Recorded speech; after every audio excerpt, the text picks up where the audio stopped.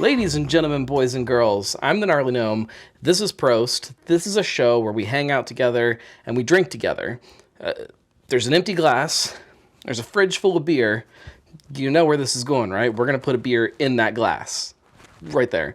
So it just so happened that the other day I was out at HighGrain. They had a bunch of fresh cans, a bunch of six-packs. I knew I was going to take something home with me. They gave me a six-pack of something that would not have been exactly what I pick first. Not that I don't love this beer style. I do. There's just a lot of other beer styles that always call my name louder.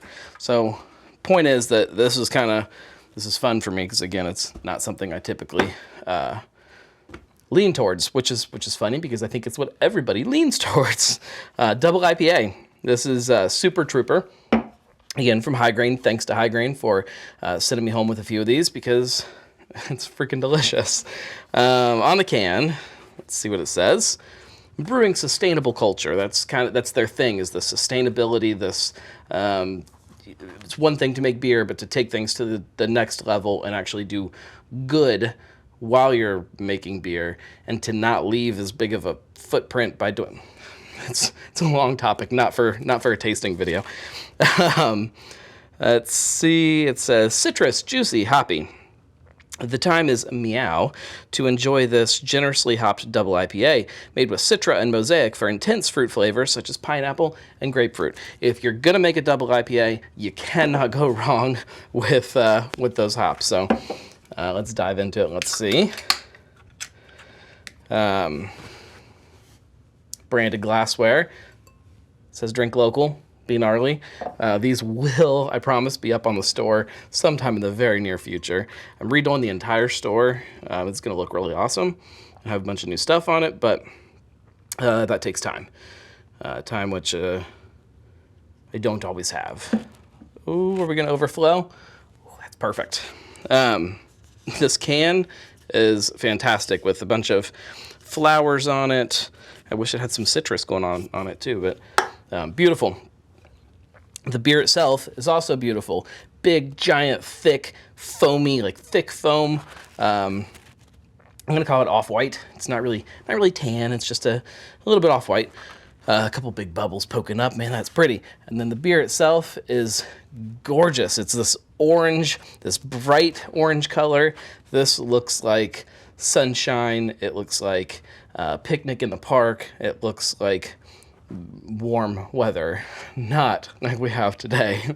As of today, you're probably watching this either tomorrow or sometime later in the future. Today was the first day we got like a real snowfall. Real is a couple inches, not even a couple inches, maybe an inch, enough to cover most of the grass and the car in the morning. But this is a whole different season in a glass right here. And oh yeah, a big citrusy fruit pop right when you get your nose over top. The hard part for me with some of these beers is I get really excited about them.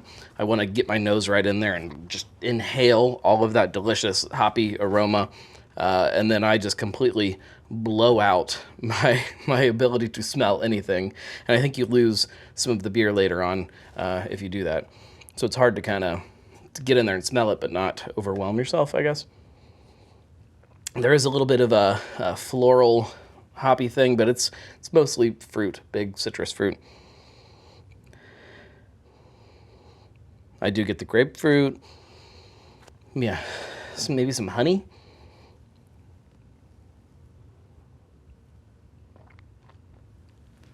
Oh, it's well put together. So it's got this big, not big, it's got a solid malty backbone. Kind of like a biscuity malt, but then those hops come right on the top and just kind of balance it out perfectly. It's not overly bitter.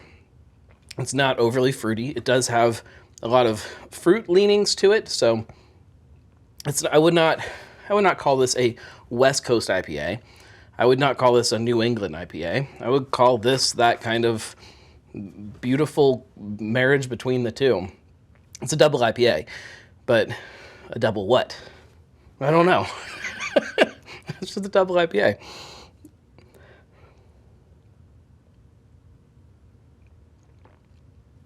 There is some bitterness there. Don't get me wrong. You get it right on the edges of your tongue, but that fruitiness stays right in the middle and kind of, it's balanced.